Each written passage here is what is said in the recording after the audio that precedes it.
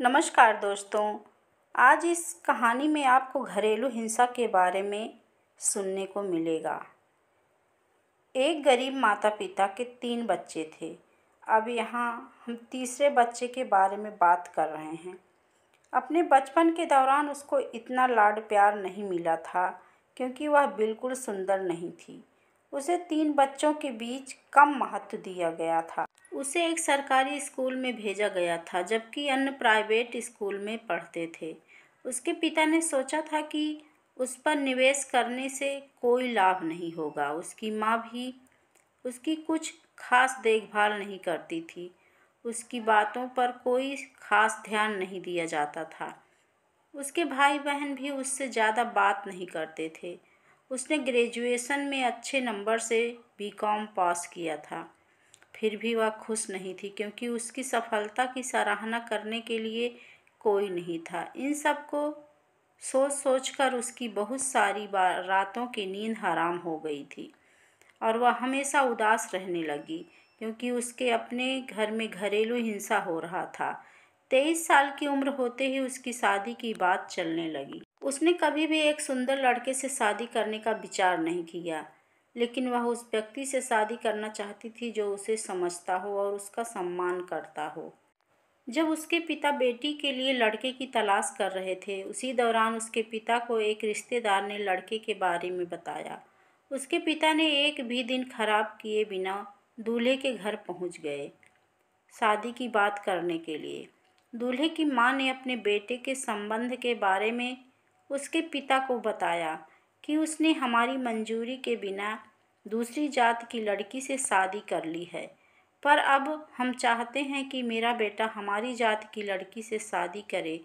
उस क्रूर पिता ने अपनी बेटी के भविष्य के बारे में एक बार भी सोचे बिना तुरंत उनके प्रस्ताव पर सहमत हो गए और उसके पिता ने दूल्हे के संबंध के बारे में किसी को नहीं बताया। वह बहुत खुश थी और सोचती थी कि वह जैसा लड़का चाहती थी वैसे ही व्यक्ति से शादी कर रही है, लेकिन उसने कभी नहीं सोचा था कि उसके सपने एक दिन मिट जाएंगे।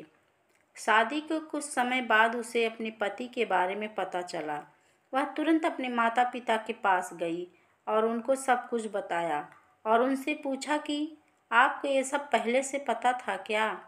लेकिन उसके माता पिता ने कुछ नहीं कहा। वह निराश होकर ससुराल वापस आ गई। उसका पति बहुत शराब पीता था और हर रोज़ शराब पीकर घर आता और उसको बहुत मारता और गालियाँ देता था। कभी कभी उसके साथ ज़बरदस्ती करता था। कुछ समय के बाद उसने एक बच्चे को जन्म दिया। उसने लाख कोशिश की कि उसका पति सुधर जाए, शराब पीना कम कर दे, पर ऐसा हो न सका। वह अपने पति की हरकतें अपने बच्चे के खातिर झेलती रही। एक दिन उसका पति शराब पीकर घर आया और बच्चे पर हाथ उठा दिया। यह बात उसको बर्दाश्त नहीं हुई। उसने निश्चय किया कि वह अब इससे दूर चली जाएगी और एक अच्छी परवरिश और अच्छे संस्कार देगी अपने बच्चे को। अपने बच्चे का पालन पोषण अच्छे से करेगी।